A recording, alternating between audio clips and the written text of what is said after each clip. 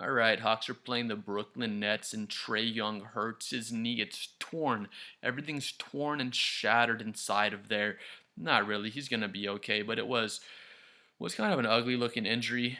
And Trae Young is anticipated to miss some time. Be right back here if y'all need me. It is muted, or Adam Silver will do butt stuff to me. He said, "Here's Trae Young down here," and our boy Mo Gay falls over and hits Trae Young in the knee.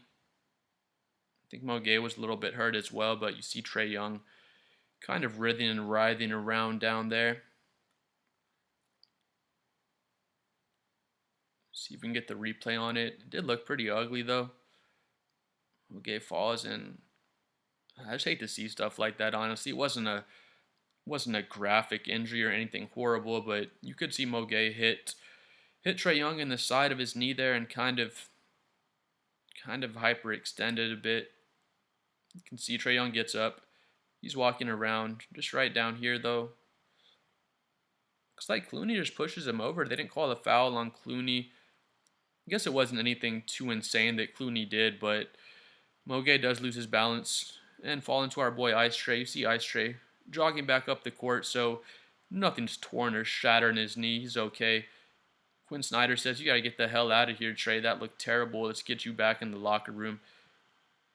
But basically, Trae Young was fairly okay. He does have a sprained MCL, so he's gonna be okay. But the MCL is sprained. They're saying he's supposed to miss about a month of play time, which could be bad in the East. I mean, it's not as stacked as the West in terms of the teams just being so close. But here's how we look right now in the East. Atlanta's right down here at the 5 seed. Chicago's surprising to be up there, but Chicago's 5-0. Philadelphia, not a huge surprise. I don't think we expect them to be in the number 2 seed, but it's only 5 games into the season. We have Milwaukee and Detroit up there. Miami's a bit of a surprise. Cleveland and Orlando should probably finish above Atlanta. New York is a bit of a surprise, but we're really young into the season.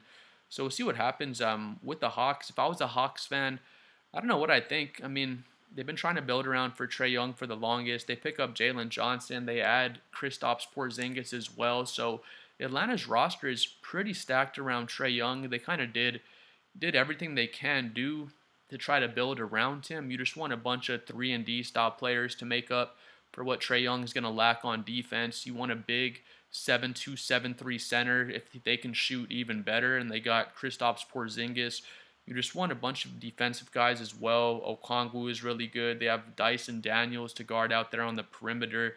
They're just a very solid team. They have a lot of talent out there, but the question that remains to be answered is just if they can win with Trae Young or if they can make it to the conference finals again. They got there just a few years ago, I believe. And see if they can maybe make the finals. But Trae Young does have the sprained MCL. It's going to be at least a month. Just watching that play, though, I'm just really happy he didn't tear his ACL or anything like that, because I've seen plays that look exactly like that, and it turns out being a torn ACL, torn meniscus, torn MCL, but he only sprains his, so that is good. Trae Young's going to be okay, but I just wonder with the Hawks and just with Trae Young, it's kind of the age-old question: can a team win with a shorter point guard that's kind of challenged defensively? I guess Steph Curry is the one example I can think of off the top of my head. And Steph Curry is fucking 6'4", 6'3". If we see Steph Curry in real life, I'm 5'8". I expect myself to be taller than Steph, but if you see him in real life, he's a tall ass dude. Steph is not as small as a guy as Trae Young or some of these smaller point guards out there, Tyrese Maxey, those types of guys. So I just question whether they can win with Trae Young as their point guard, or if they need a taller point guard. I mean, Trae Young, he's like fucking 25 points and 12 assists, I think is what he averaged last season. So he's an amazing point guard. What he does for you offensively, a lot of players are never going to do that for you offensively. So I think with Trae, what he provides offensively is just so great, so far above average that his below average defense isn't, what I mean? He's more of a net positive than a net negative because his offense is just so good. But with that being said, we'll see how Trae Young heals or recovers from this sprained MCL he has. The San Antonio Spurs do have a pick swap with the Atlanta Hawks, so that's going to be insane if Atlanta finishes down here and they miss the play-in, and the Spurs end up getting a top 5 pick again to put next to Wemby, because that would be fucking ridiculous. The Spurs are already a pretty stacked team in their own right, so we'll see. We'll see how Atlanta finishes, see if they finish outside of the play-in, and see if the Spurs get that pick swap, because that would be really exciting for San Antonio and San Antonio fans.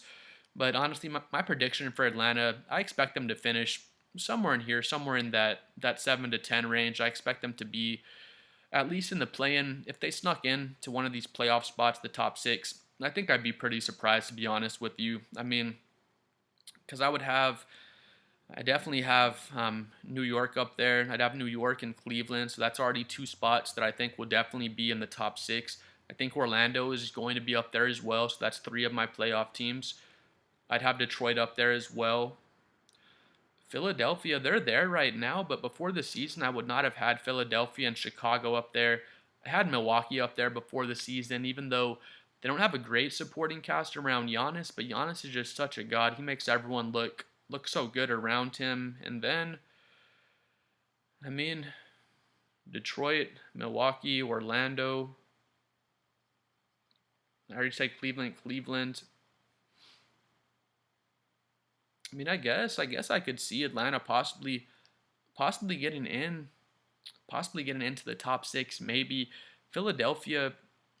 I don't think I had them in the playoffs. We probably have them in the play-in with the season starting, but with how good they're looking out there, I could see them finishing in the top 6 as well, just with how great VJ Edgecombe is looking.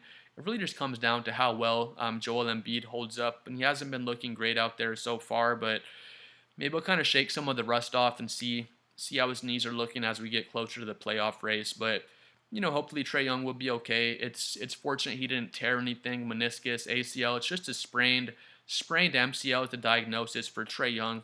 He's expected to miss about a month, so we'll see if it just turns into a bloodbath in the East, and see how high up Atlanta can hold their position while Trae Young's trying to get back. But please like and subscribe. Let me know what you think about the Atlanta Hawks and their team. I could see them finishing possibly in the top 6. I would have them 7 through 10 is what I thought before the season. I feel like that's more realistic for them to finish in that play-in race there. But we'll see what happens. Trae Young, get well soon. Heal up from that MCL so we can see you get back out there playing, because Trae Young is definitely really exciting to watch out there on the court. Please like and subscribe. I'm trying to get to 7 million subscribers, and we'll see y'all next time. Peace.